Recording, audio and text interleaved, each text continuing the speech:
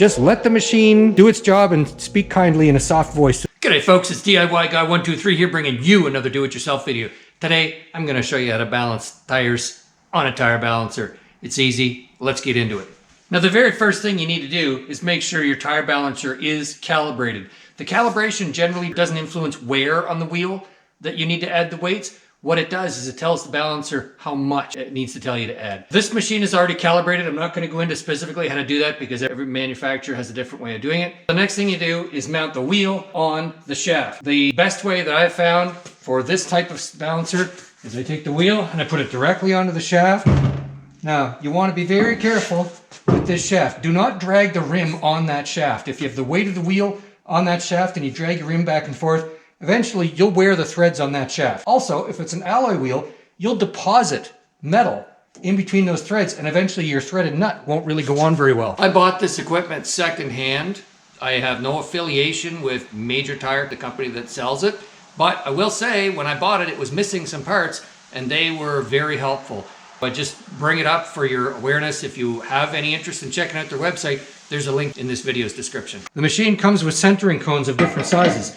This rim takes that centering cone, and then I take another one, not because it's a cone, but just because it's a spacer, and I put it on the shaft. And then this is the nut that goes on. Now it's a quick release nut. If you squeeze like that, the threads on the inside back away and you can slide it right off. So I can either put the nut on and spin it all the way in like that, or I can squeeze this together like that and slide it. Now once it's slid close into place, I can turn it on the last little bit.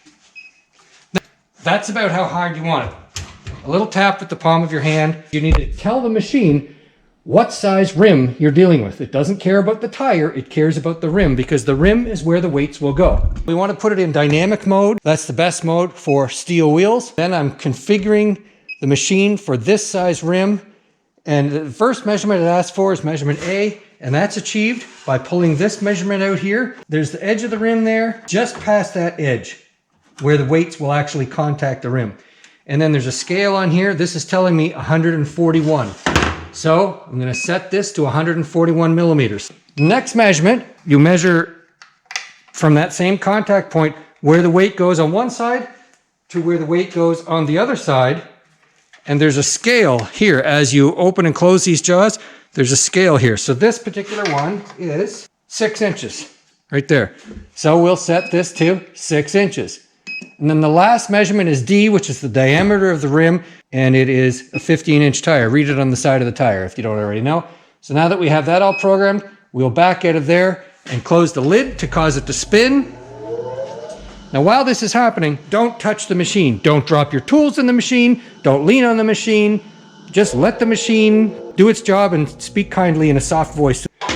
Once it stops, it has shown me here that it wants 3/4 on the inside and 1 1/4 on the outside. When I move this tire around, the machine knows the orientation of the tire, and I'm going to center it on those dots. That would mean that it wants 3/4 of an ounce at the 12 o'clock position, at the high position right here. The machine came with this set of pliers, and these pliers are used for removing weights when they're on the car.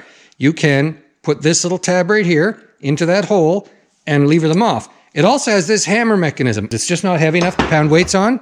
So I use a regular old hammer. I'll drive on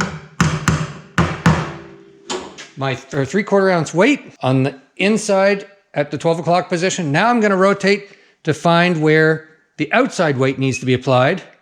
And it wants to be applied right there. So we're at the 12 o'clock position. Couple smacks, and now we'll give it another spin.